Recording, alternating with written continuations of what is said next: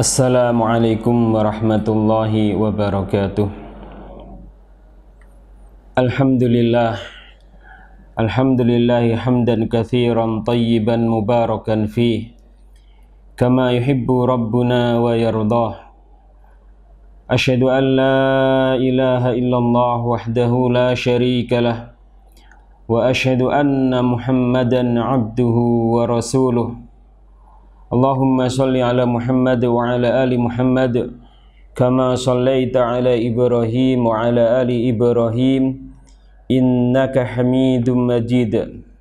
Wa barik ala Muhammad wa ala ali Muhammad kama barakta ala Ibrahim wa ala ali Ibrahim innaka Hamidum Majid. Amma ba'du, nas'alullaha ta'ala an yuwafiqana wa iyyakum bil ilmi nafi' wal amali shalih wa bima yuhibbuhu Allahu wa yardah. Bapak, ibu-ibu, kaum muslimin wal muslimat yang dimuliakan Allah Subhanahu wa taala, puji syukur kita panjatkan kehadirat Allah Subhanahu wa taala yang pada kesempatan pagi hari ini berkenan untuk mempertemukan kita di dalam majlisul ilmi. Mudah-mudahan Allah Subhanahu wa taala senantiasa memberkahi majlis-majlis yang kita adakan, dan semoga Allah Subhanahu wa taala menjadikan ilmu yang kita pelajari bersama sebagai ilmu yang bermanfaat bagi kita semuanya.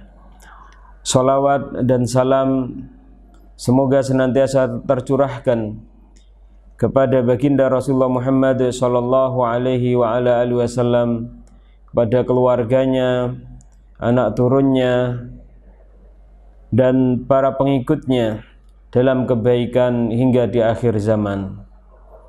Bapak, ibu-ibu yang dimuliakan Allah Subhanahu wa taala, sebagaimana biasanya insyaallah taala pada kesempatan subuh kali ini kita akan mempelajari kembali fikih keluarga dengan panduan kitab Bulughul Maram karya Al-Hafidz Ibnu Hajar Al-Asqalani rahimahullahu taala. Pada pertemuan pagi hari ini kita telah memasuki hadis yang ke-13.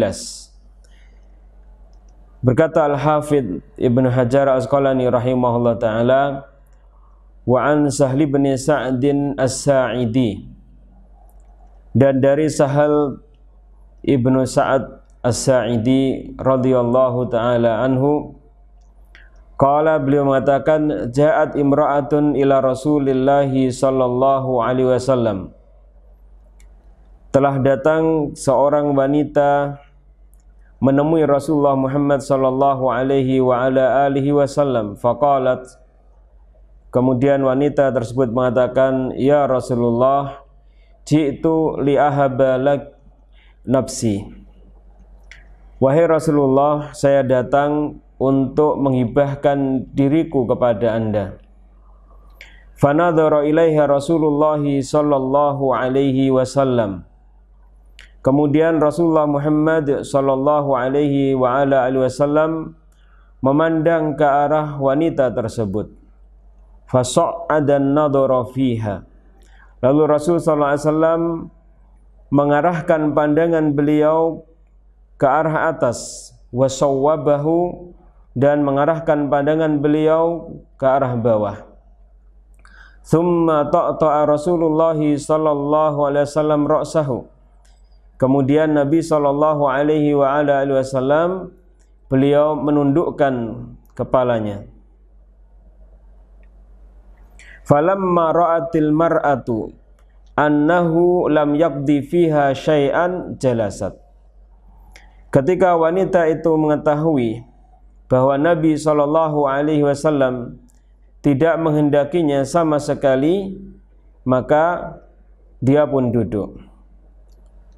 Faqama rajulun min ashabihi, ketika melihat peristiwa tersebut, lantas berdirilah seorang sahabat Faqala ya Rasulullah illam yakun laka biha hajatun fazawwijniha. Wahai Rasulullah sallallahu alaihi wasallam, jika Anda tidak menginginkannya, nikahkanlah saya dengannya. Qala, Nabi sallallahu alaihi wasallam bersabda, fahal indaka min syai', apakah engkau mempunyai sesuatu? Faqala la. Laki-laki tersebut menjawab, la. Wallahi ya Rasulullah, tidak, saya tidak memiliki sesuatu ya Rasulullah.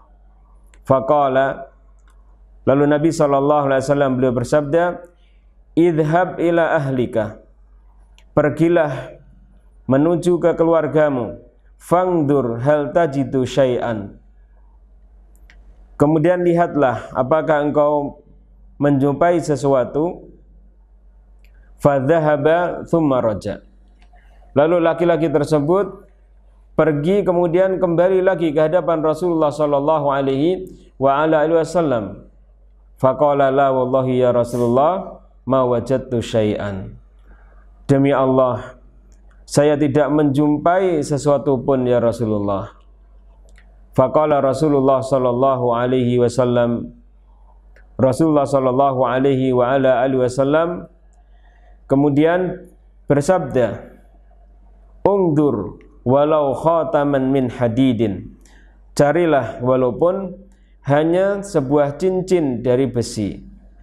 Fadhahaba thumma raja. Laki-laki tersebut pergi kemudian kembali lagi di hadapan Rasulullah Muhammad sallallahu alaihi wasallam. Faqala la wallahi ya Rasulullah wala khataman min hadidin. Lalu laki-laki tersebut berkata, demi Allah ya Rasulullah, saya tidak menjumpai sesuatu walaupun sebuah cincin dari besi. Walakin hadza ijzari. Faqala Sahlun ma lahu ridaun falaha nisfuhu.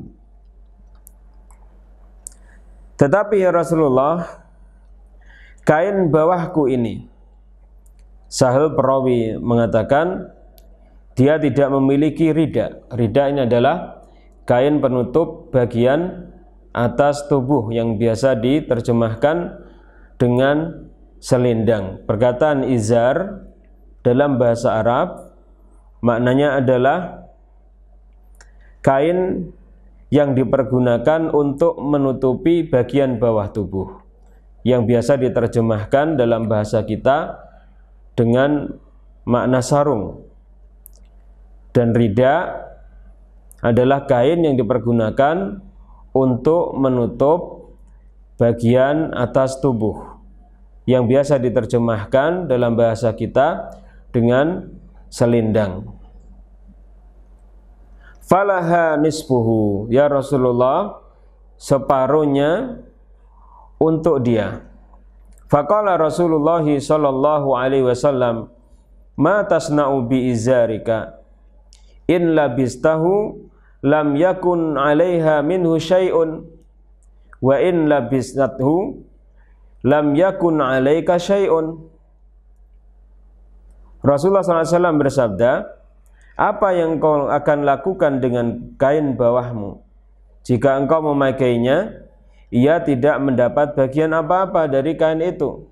Dan jika dia memakainya, engkau tidak mendapat bagian apa-apa dari kain itu. Fajalasa rajul, lalu duduklah laki-laki tersebut. Hatta idza tala majlisuhu qama, dan setelah duduk lama ia kemudian berdiri. Fara'ahu Rasulullah sallallahu alaihi wasallam muwallian. Ketika Rasul sallallahu alaihi wasallam melihat laki-laki tersebut berpaling, fa'amara bihi fadu'iya lahu.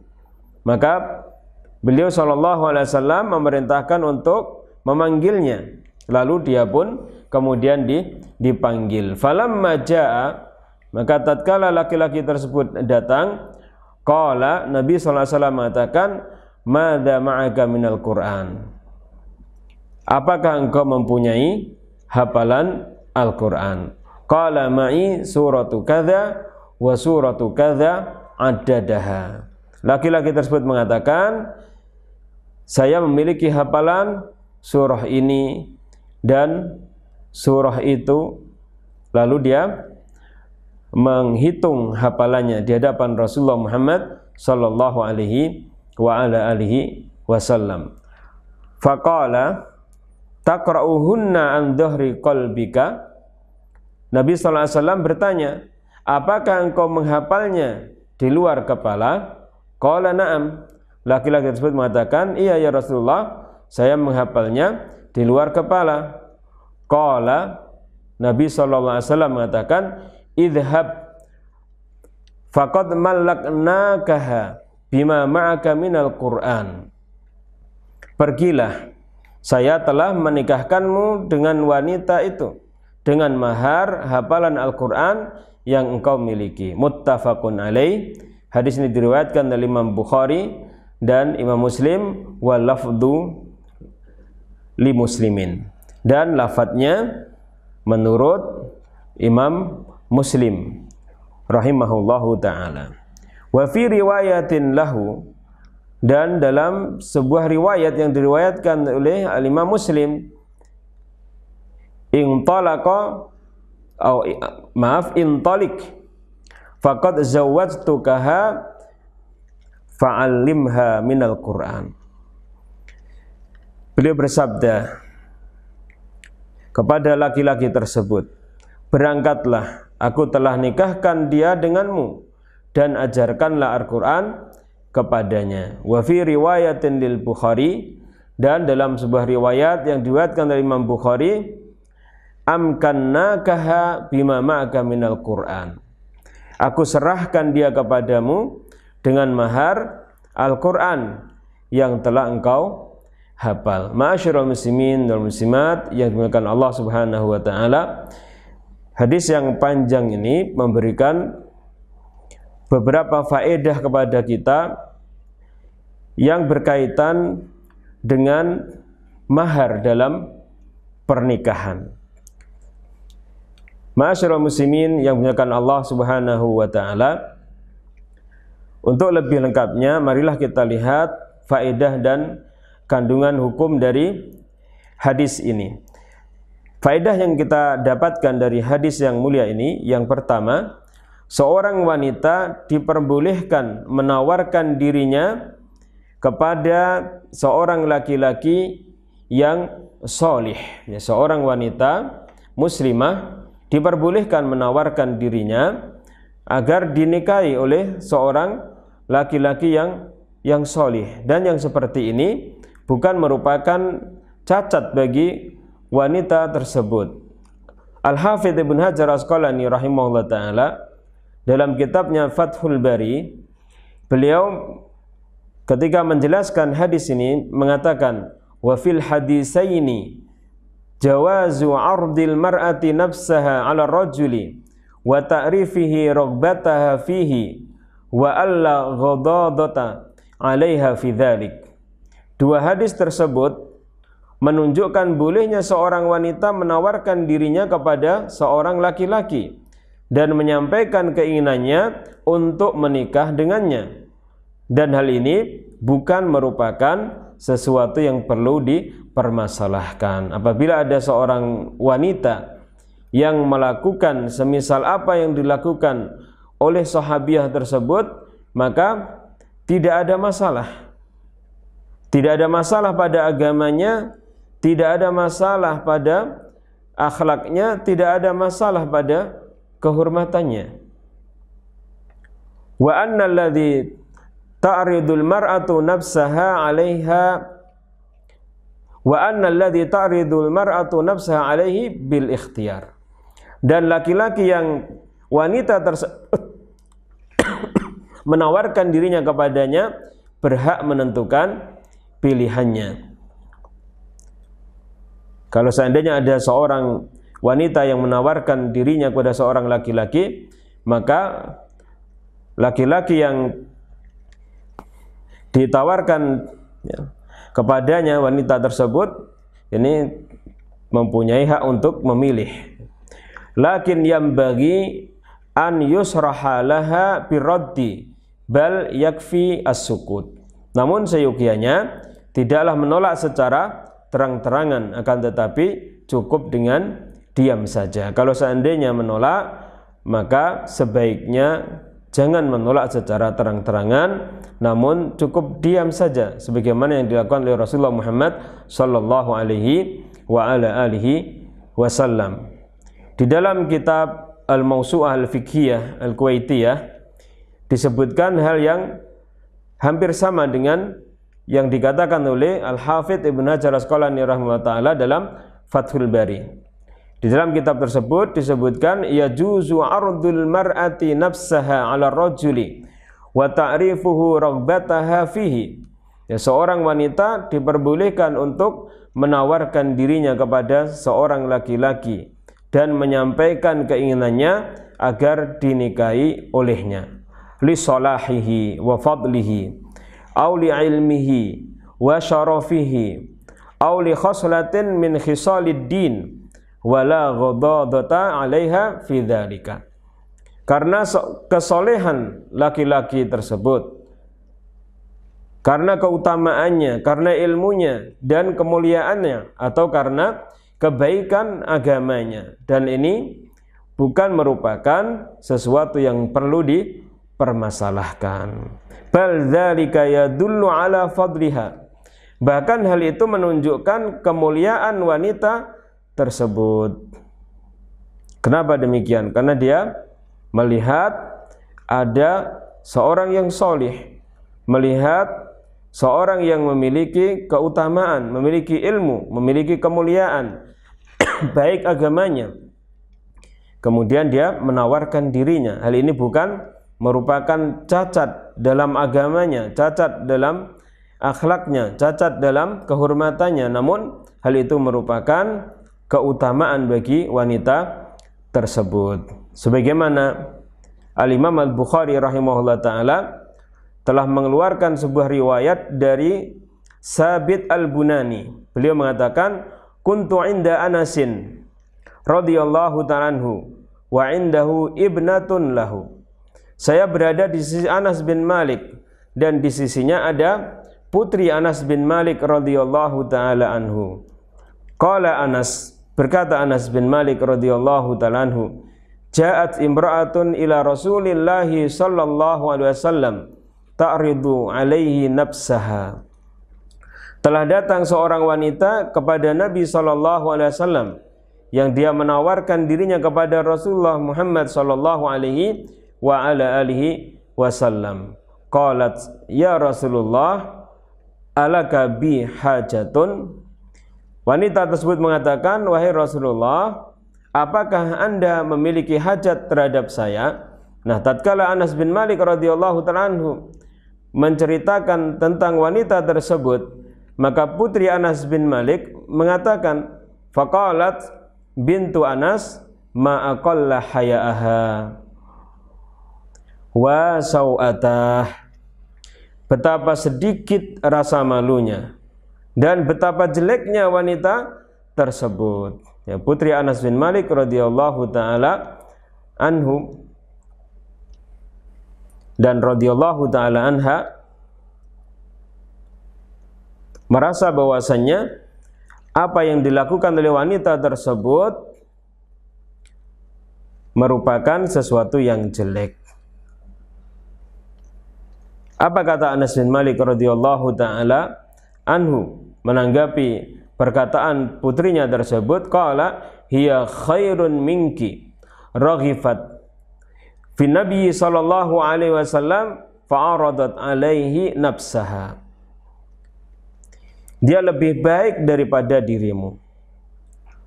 Raghibat fi Nabi sallallahu alaihi wasallam, dia mencintai Rasulullah Muhammad sallallahu alaihi wa alihi wasallam, fa'aradat alaihi nafsaha, lalu menawarkan dirinya kepada Rasulullah Muhammad sallallahu alaihi wa ala alihi wasallam. Ini merupakan kemuliaan bagi wanita tersebut, bukan merupakan cacat dalam agamanya, dalam akhlaknya, dan juga dalam kehormatannya.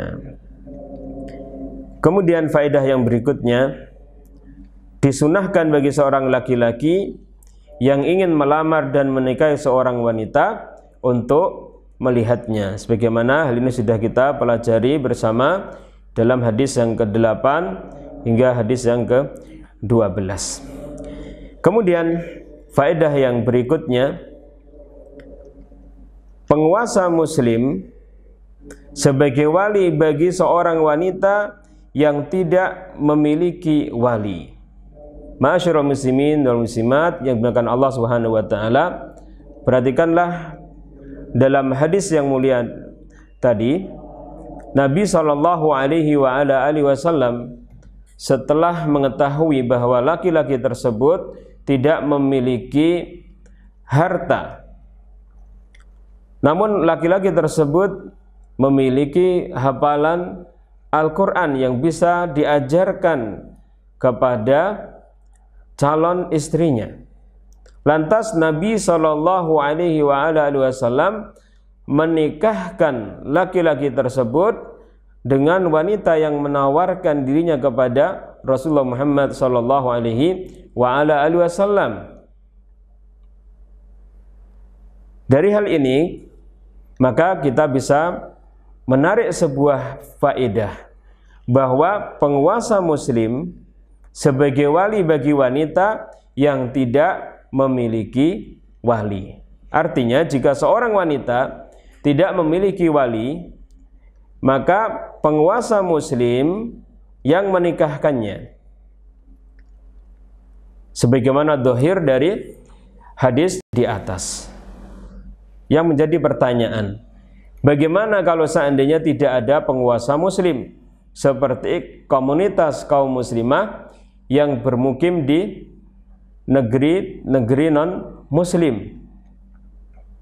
Jawabannya adalah pimpinan yayasan atau ketua Islamic Center dan lain-lainnya, atau jika tidak ada maka imam masjid, atau kalau tidak ada seorang ulama atau seorang laki-laki yang adil dari kalangan kaum muslimin, laki-laki yang istiqomah agamanya, yang istiqomah akhlak dan muruahnya, dia yang menikahkan laki-laki tersebut, dengan catatan jika tidak ada walinya. Jika memang ada walinya, maka walinya yang menikahkannya. Jika walinya tidak bisa hadir, maka bisa mewakilkan kepada orang lain. Ketika tidak ada walinya, maka penguasa muslim yang menjadi walinya. Jika tidak ada penguasa muslim seperti kaum muslimah yang tinggal di negeri non muslim, maka pimpinan yayasan Islam ataupun ketua Islamic Center atau seorang imam masjid atau seorang ulama, seorang laki-laki muslim yang adil, yang istiqomah agamanya, istiqomah akhlaknya, istiqomah muruahnya, maka bisa menikahkan wanita tersebut. Syekh Ibnu Baz rahimahullah ta'ala dalam sebagian fatwanya, beliau mengatakan, amma idza kanatil mar'atu fi baladin laisa fiha waliyun, laisa fiha la akhun wala abun wala ibnu ammin, fa innal hakima yaqumu maqamal wali waliyuha al hakim liqaulin nabiy sallallahu alaihi wasallam al sultanu waliyu man la waliya lahu. Jika seorang wanita tinggal di suatu negara dan tidak memiliki wali nikah, tidak juga saudara, ayah atau keponakan laki-laki dari jalur bapak, maka seorang hakim yang menjadi walinya berdasarkan sabda Nabi sallallahu alaihi wasallam, as-sultanu waliyyu man la waliya lahu. Penguasa adalah wali bagi yang tidak memiliki wali, maksudnya adalah penguasa muslim. Fal hakimu yaqumu maqama waliha wa yakunu huwa waliyuha yuzawwijuha aw yuwakkilu man yuzawwijuha. Maka seorang hakim yang menjadi wali nikahnya menikahkannya atau berhak mewakilkan kepada orang lain. Fa idza kanat fi baladin laisa fiha hakimun laisa fiha qadin wala waliyin. Apabila seorang wanita berada di negeri yang tidak ada hakim dan tidak ada wali, tidak ada hakim, tidak ada wali, kal aqalliyatil islamiyah fi biladil kufri, seperti kaum muslimin yang minoritas yang tinggal di negeri kafir. Fal yuzawwijha ra'isul markasil islami idza kana indahum markasun islamiyun. Maka yang menikahkan adalah ketua Islamic Center jika mereka mempunyai Islamic Center. Li'annahu bimathabatil amir, karena kedudukan dia seperti kedudukan penguasa. Wa ra'isul markasil islami yang duru laha wa yuzawwijuha bil kuf'i. Maka ketua Islamic Center tersebut yang melihat urusannya dan menikahkannya dengan orang yang setara dengannya. Idza kana laisa laha awliya'u wa laisa hunaka qadin. Jika ia tidak memiliki wali dan di sana tidak ada penguasa muslim. Ma'asyiral muslimin wal muslimat yang dimuliakan Allah Subhanahu wa taala, insyaallah masalah wali ini akan kita pelajari pada hadis yang berikutnya nanti insyaallah taala. Kita akan pelajari lebih lengkap lagi tentang masalah wali. Kemudian yang berikutnya, wajibnya memberikan mahar dalam pernikahan. Ma'asyiral muslimin wal muslimat yang dimuliakan Allah Subhanahu wa taala, mahar yang diberikan oleh pengantin laki-laki kepada pengantin wanita hukumnya adalah wajib, sebagaimana zahir dari hadis yang tersebut di atas. Nabi sallallahu alaihi wasallam memerintahkan kepada laki-laki yang ingin menikah dengan wanita yang menghibahkan dirinya kepada Rasul Muhammad sallallahu alaihi wasallam agar mencari sesuatu yang bisa digunakan sebagai mahar. Ketika dia tidak menjumpai sesuatu, maka Nabi sallallahu alaihi wasallam mengatakan, carilah walaupun cincin dari besi. Dan ketika laki-laki tersebut tidak mendapatkan sesuatu, hatta cincin dari besi pun tidak dia dapatkan, Nabi SAW menikahkannya dengan hafalan Al-Quran yang dimilikinya.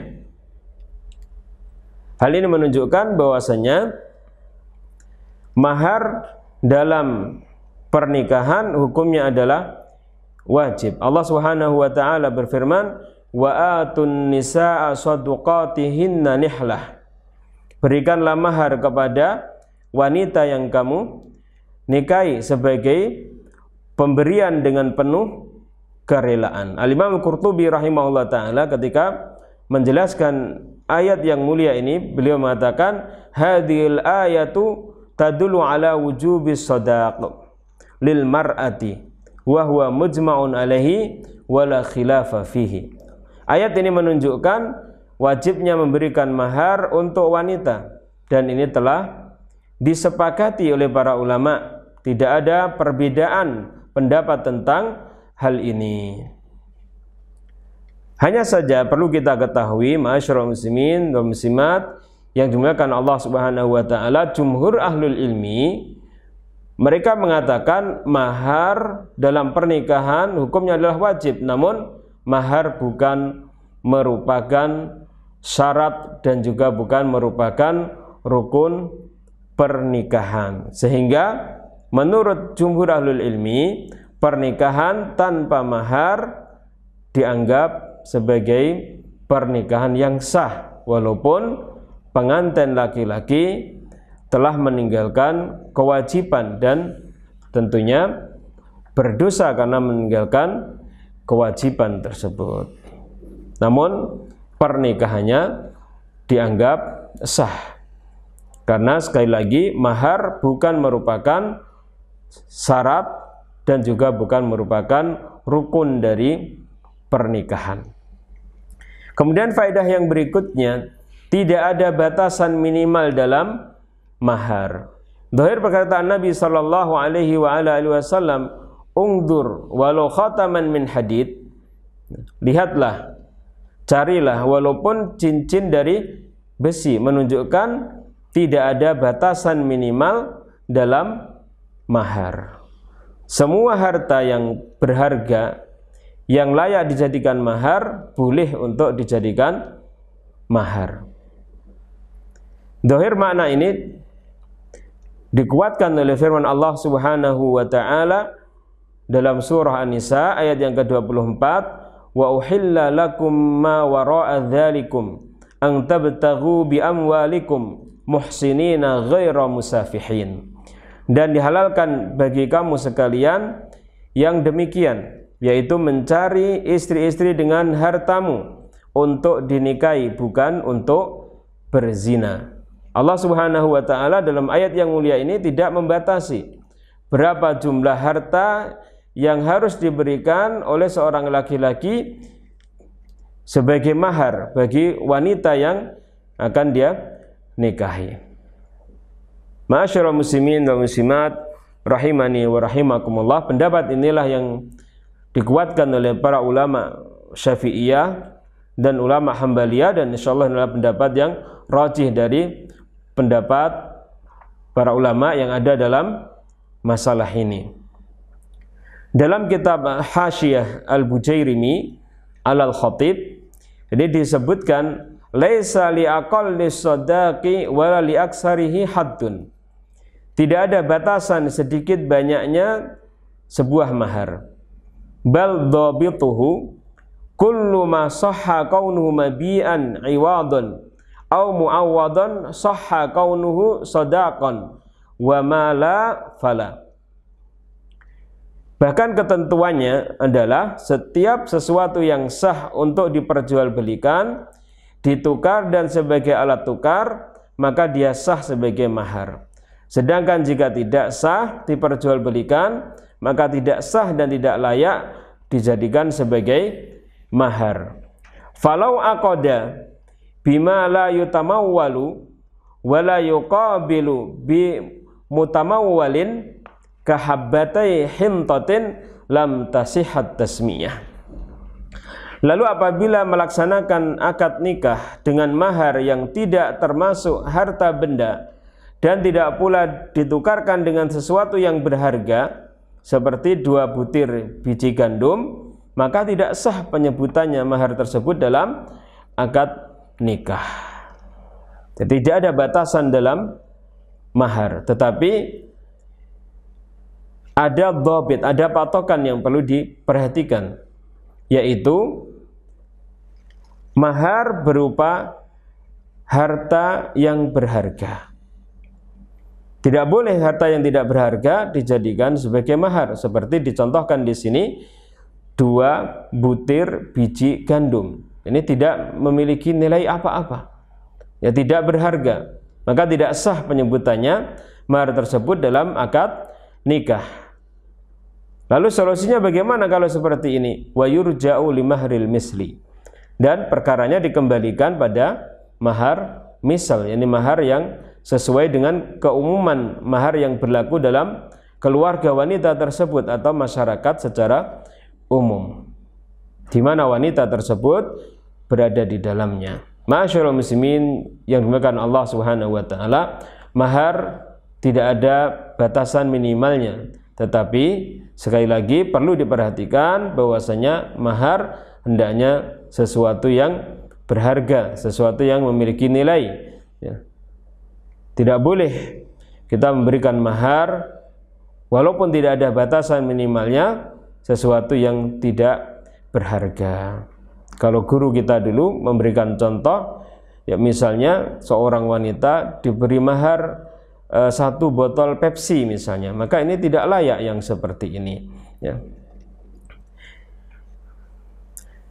Ma'asyiral muslimin wal muslimat yang dimuliakan Allah Subhanahu wa taala, adapun mengenai batasan maksimal dari mahar, para fuqaha wallahu alam telah sepakat bahwa tidak ada batasan maksimal dari jumlah mahar yang diberikan oleh seorang laki-laki dalam akad pernikahan. Kemudian yang berikutnya, faedah yang kelima, disunahkan menyebutkan mahar dalam akad pernikahan. Dohir perkataan Nabi sallallahu alaihi wasallam, idhab faqad malaktukaha bima ma'aka minal Qur'an. Pergilah, sungguh saya telah menikahkanmu dengan wanita tersebut dengan hafalan Al-Quran yang kau miliki. Ini menunjukkan atas disunahkannya menyebutkan mahar dalam akad nikah.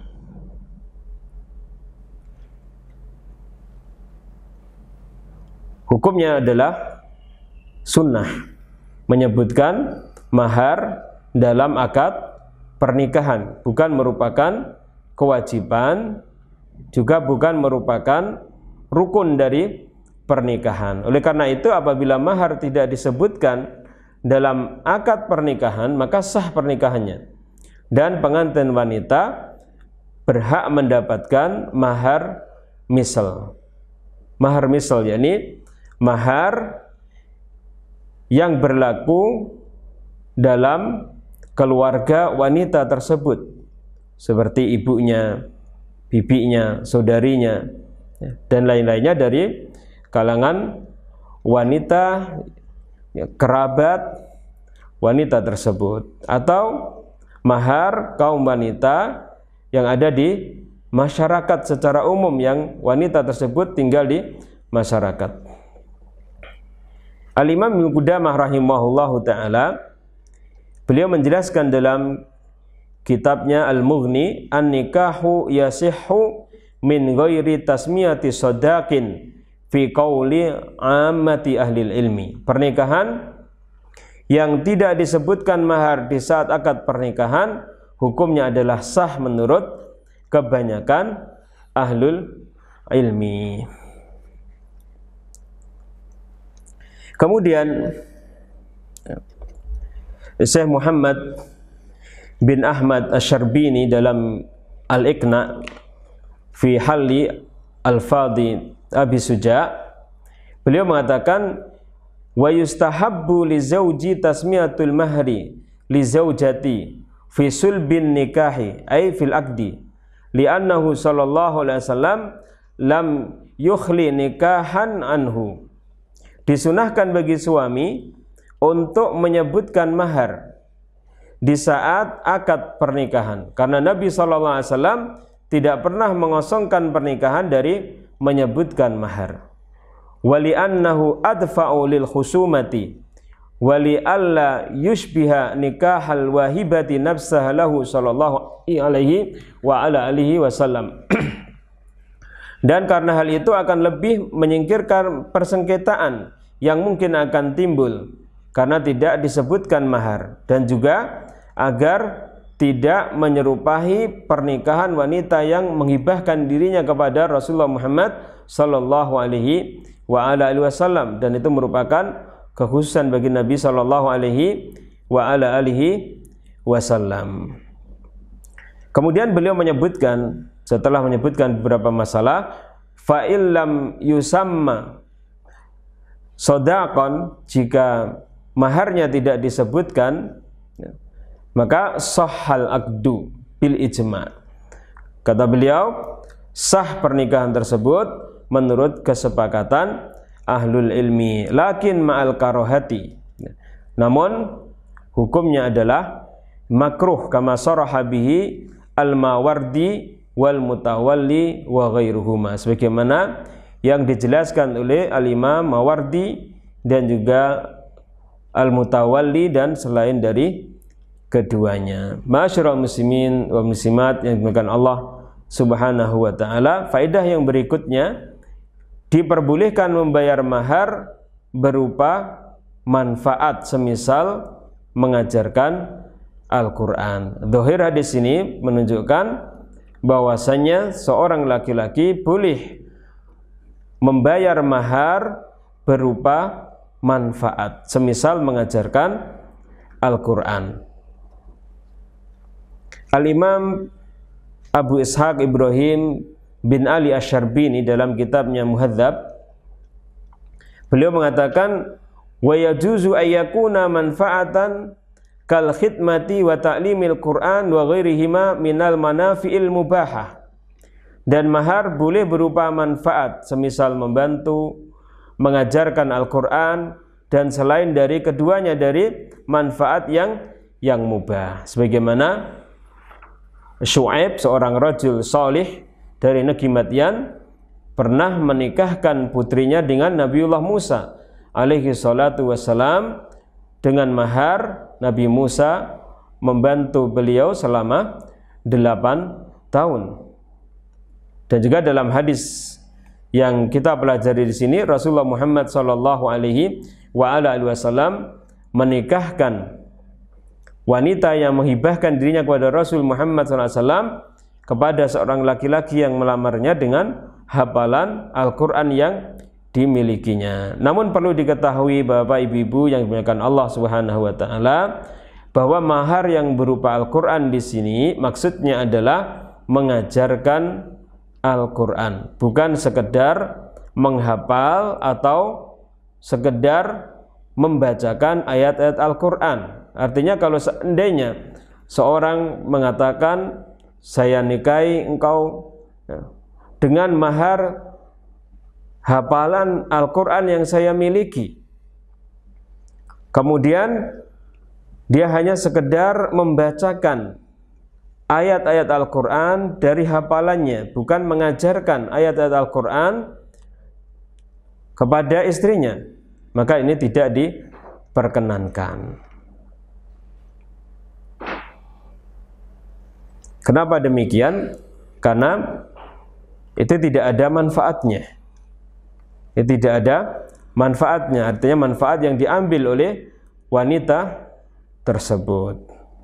Dalam kitab Al-Iqna disebutkan wa tajuzu an yatazawwajaha ala manfaatin ma'lumatin. Dibolehkan menikahi seorang perempuan dengan sesuatu manfaat, dengan sesuatu yang berupa manfaat. Tustaufa bi'aqdil ijarati, yang dapat dipenuhi dengan akad sewa menyewa, kata'limin fihi kulfatun wa khiyatatu saubin wa kitabatin wa nahwiha, seperti pengajaran yang di dalamnya terdapat kesulitan menjahit baju dan menulis serta hal-hal yang lain yang semacamnya. Idza kana yuhsinu tilkal manfaah, jika dia orang yang bisa mengerjakan hal tersebut dengan baik. Fa illam yakun yuhsinuha iltazama fi dhimmati jaza wa yastajiru laha man yuhsinuha wa iltazama amala bi nafsihi lam yasihha 'alal asahi li ajzihi. Dan jika dia bukan orang yang bisa mengerjakan hal tersebut dengan baik dan berjanji untuk menunaikannya dengan cara menyewa orang lain yang mampu mengerjakannya dengan baik, maka diperbolehkan. Dan apabila dia berjanji untuk mengerjakannya sendiri, tidaklah sah karena ketidakmampuannya. Jadi yang diperbolehkan dalam hafalan Al-Qur'an bukanlah bacaannya saja, tetapi pengajaran Al-Qur'an tersebut. Seseorang menghafal ayat demikian dan demikian, kemudian dia jadikan mahar dengan maksud dia ajarkan ayat-ayat yang dia hafal tersebut kepada istrinya, maka ini diperbolehkan. Adapun hanya sekedar dibaca saja, ya, atau bahkan hanya sekedar dia punya hafalan saja, tanpa dibaca, bukan tanpa diajarkan, maka ini tidak diperkenankan. Demikian juga ilmu-ilmu yang lain, ilmu hadis, ilmu fikih, ilmu nahwu, shorob, dan lain-lainnya bisa dijadikan mahar dengan syarat diajarkan, bukan hanya sekedar dibaca, bukan hanya sekedar dihafal saja. Ini diajarkan, ya, bukan kemudian misalnya saya nikahi engkau dengan bacaan Alfiyah Ibnu Malik, kemudian dikatakan, ya,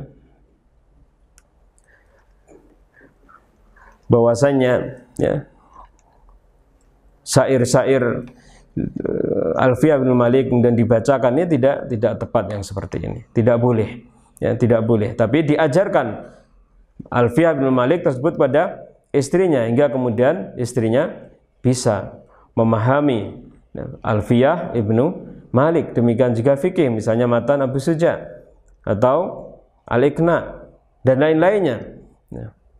Maka diajarkan ilmu fikih tersebut pada istrinya, bukan hanya sekedar dibacakan atau bukan hanya sekedar sebagai hafalan bagi laki-laki yang, ya, menjadikan ilmu fikih tersebut sebagai maharnya. Demikian juga hadis dan lain-lainnya. Kemudian faedah yang berikutnya, ma'asyiral muslimin muslimat yang dimuliakan Allah Subhanahu wa taala, kemiskinan bukan penghalang dari pernikahan. Kemudian juga khutbah nikah bukan merupakan kewajiban ataupun syarat dari akad nikah. Telah kita pelajari bahwa disunahkan dalam akad nikah untuk dibacakan khutbatun nikah. Namun khutbatun nikah bukan merupakan syarat dan juga bukan merupakan rukun dari pernikahan. Dan yang telah kita maklumi dalam pelajaran yang telah berlalu, khutbatun nikah ada keberkahan yang sangat, ya, besar di dalamnya. Karena itu tidak layak apabila kemudian kita meninggalkan khutbatun nikah dalam pernikahan tersebut. Tapi sekali lagi bukan merupakan syarat, bukan merupakan rukun. Ma'asyiral muslimin wal muslimat yang dimuliakan Allah Subhanahu wa taala, masih banyak sekali faedah-faedah yang terdapat dalam hadis yang mulia ini. Namun faedah-faedah yang berkaitan dengan permasalahan pernikahan ini apa yang sudah kita pelajari bersama ini, dan faedah-faedah yang lain insyaallah mudah-mudahan kita bisa mempelajarinya dalam majelis yang lain. Terdapat faedah-faedah tarbawiyah yang sangat banyak sekali dari hadis yang mulia ini. Barakallahu fikum, mudah-mudahan bermanfaat, mudah-mudahan diberkahi oleh Allah Subhanahu wa taala. Ada salah dan kurangnya, mudah-mudahan Allah Subhanahu wa taala mengampuninya. Ada kebenarannya, marilah kebenaran tersebut kita ambil, dan semoga Allah Subhanahu wa taala memudahkan bagi kita untuk mengamalkannya. Akhirul kalam, wa sallallahu wasallam ala nabiyyina Muhammad wa ala alihi wa sahbihi ajmain. Wa akhiru da'wana alhamdulillahi rabbil alamin. Wassalamualaikum warahmatullahi wabarakatuh.